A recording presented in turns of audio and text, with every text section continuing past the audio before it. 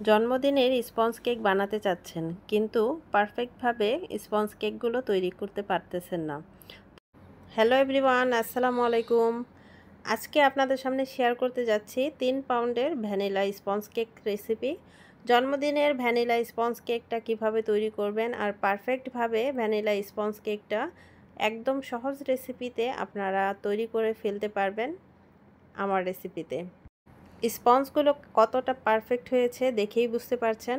আশা করি ভিডিওটি ভালো লাগবে। ভিডিও ভালো লাগলে একদমই লাইক শেয়ার করতে ভুলবেন না, আর অবশ্যই একটি করে কমেন্ট করে জানাবেন। শুরুতেই এখানে আমি আমার স্ট্যান্ড মিক্সচারের মিক্সিং বোলের মধ্যে নিয়ে নিয়েছি 6টি ডিম। রুমের স্বাভাবিক তাপমাত্রায় থাকা 6টি ডিম আমি ইউজ করেছি।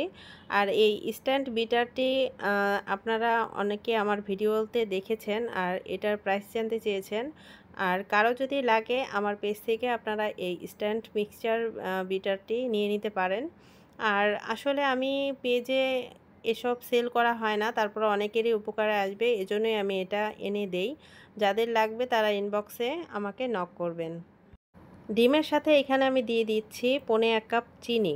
এখানে আমি 1/2 কাপ প্লাস 1/4 কাপ অর্থাৎ 1.25 কাপ চিনি ইউজ করেছি। রেগুলার লাল চিনিটাই আমি এখানে দিয়েছি। দিয়ে আমি ইলেকট্রিক বিটার দিয়ে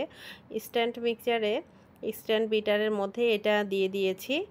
আর মিডিয়াম স্পিডে বিট হতে দিয়ে এদিকে আমি শুকনো উপকরণগুলো চেলে নেব। তার জন্য এখানে আমি নিয়ে নিয়েছি 1 কাপ প্লাস 1/2 কাপ পরিমাণ ময়দা, আর নিয়ে নিয়েছি দেড় চা চামচ পরিমাণ বেকিং পাউডার।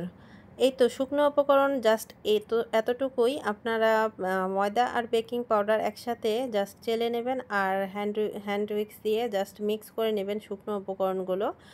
আর এর ফাঁকে আমার যে লিকুইড ব্যাটার রয়েছে ডিমের ব্যাটারটা, তার মধ্যে আমি দিয়ে দিয়েছি 1.5 চা চামচ পরিমাণ ভ্যানিলা এসেন্স। ভালো ব্র্যান্ডের ভ্যানিলা এসেন্স ইউজ করবেন, নয়তো ডিমের আষ্টে গন্ধটা এর মধ্যে থেকে যায়।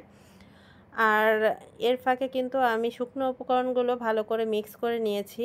আর এদিকে আমার ব্যাটারটা কিন্তু একদমই রেডি। ডিমের ফোমটা একদম পারফেক্টভাবে বিট হয়েছে।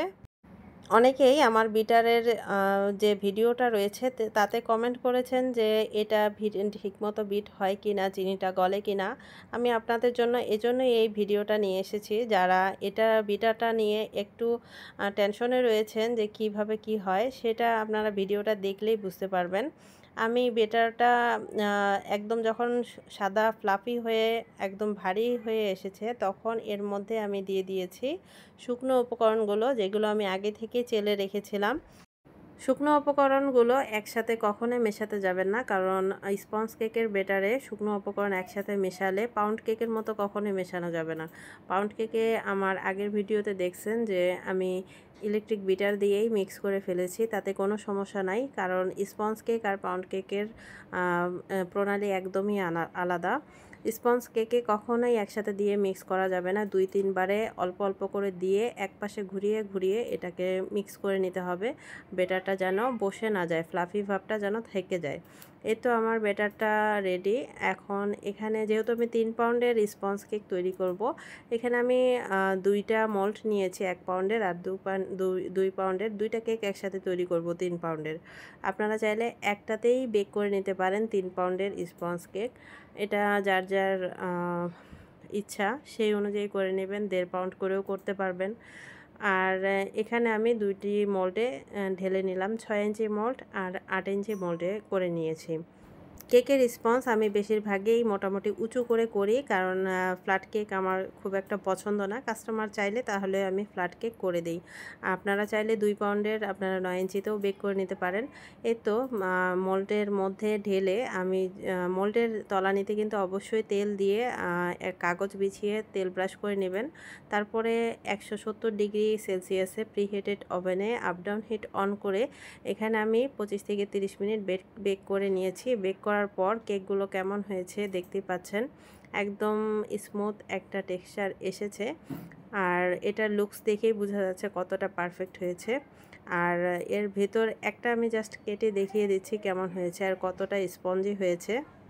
স্পঞ্জ কেক রেসিপিটা কেমন লেগেছে অবশ্যই আমাকে কমেন্ট করে জানাবেন, আর কোনো কিছু জানা থাকলে তাও জানাবেন, আমি চেষ্টা করব উত্তর দেওয়ার। সবাই ভালো থাকবেন, আল্লাহ হাফেজ।